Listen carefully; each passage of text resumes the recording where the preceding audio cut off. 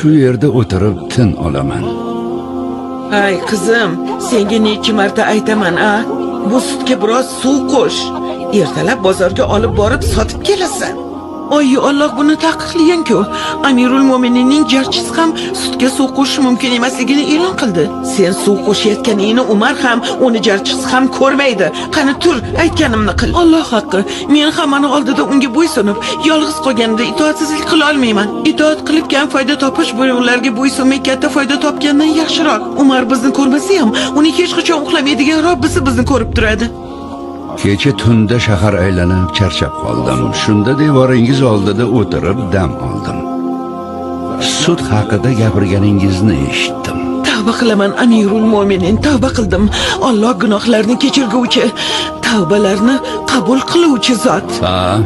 Ammo uning azobi shiddatlidir. Allohdan qo'rq, boshqa bunday gunoh qilma. Qilmayman Amirul Mo'minin, boshqa qilmayman. Sen esa yaxshi qiz ekansan. Bu meni o'g'lim Osim.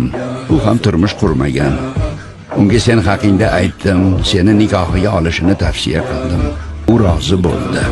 Uni bir ko'r, u ham seni ko'rsin. Agar bir-biringizga yoqsangiz, turmush qurasizlar. Ya Alloh, ya Rahman, ya